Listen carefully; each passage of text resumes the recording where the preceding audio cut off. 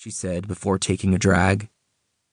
When I was small, my mother was my ambassador to the outside world.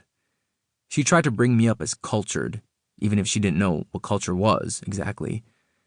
In some respect, she liked the idea of culture the more she was deprived of it. Attrition lent it a mystique.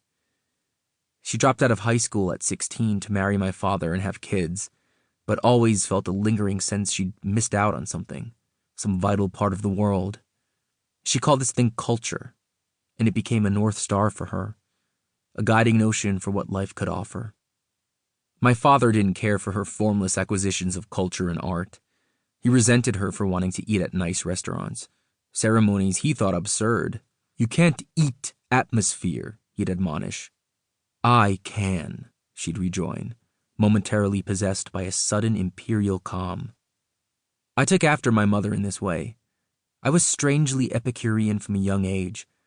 I could eat atmosphere. My father never took me on his fishing trips from Sheepshead Bay with my older brothers, but I was glad. I hated the green murk and stink of oceans. Nature affronted me. I wanted culture. But I had the same problem as my mother.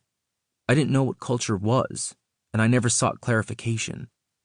Asking questions felt like a breach of etiquette, and I wanted to have good manners. Together, we wandered the halls of museums, the lobbies of fancy hotels.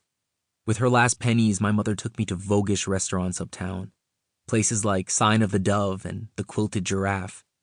As we sat in beautiful straw-backed chairs, sharing a meager pasta dish, she couldn't afford 2 entrees, I felt lifted above my station, away from the hoi polloi, a citizen of the world. Other times, culture bestowed a different sort of gift. Near the entrance to the Met was a statue of Perseus displaying the beige disembodied head of Medusa, writhing with snakes. Seeing it for the first time, I was no older than 6 or 7. I felt something stir awake in me, something that felt like a soul or a spirit. The statue was strange and frightening, but I knew it meant something. I knew there was a reason it was being displayed in this magisterial palace of art, even if my powers of discernment were too puny to figure out why.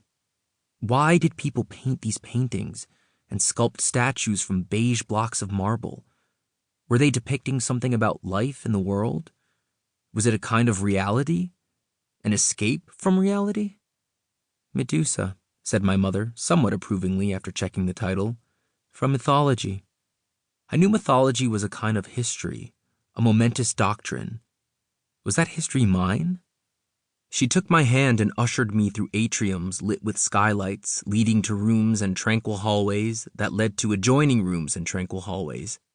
We glided from marvel to marvel, past pagan images of gods and thunderbolts, cherubim and angels weeping for humanity. As a child, I had a tendency toward the occult. I believed museums were repositories of sacred holy things. I developed an almost worshipful craving for anything urban, which I associated with God. Each time my mother drove us down the Prospect Expressway, I could feel my tiny fishbowl existence begin to open and expand. My excitement manifested as sickness, a queasy feeling of dread, like my insides were being spun through a centrifuge. Impressed by my sensitivity, my mother broadcast aloud her affirmations at each phase of my mounting anxiety, charting it as if monitoring an EKG. Your face is all flushed. You're excited, huh? You love the city, don't you?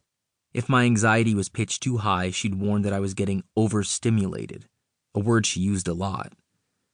I couldn't tell if being overstimulated was a good or a bad thing, just as I couldn't distinguish between excitement and dread. I was still learning to map physical sensations. Everything was foreign to me, even my own intimate life.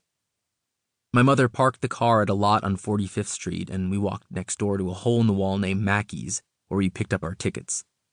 She was right. It was muggy. We waited in the steaming heat up Broadway toward the Uris Theater, past the Paramount Plaza and the Winter Garden Theater, and the foreboding-sounding Zoom Zoom, past giant marquees of women shimmying in towels and storefronts bearing porno placards of nude people with fig leaf pasties. Streets billowed exhaust from steel grates.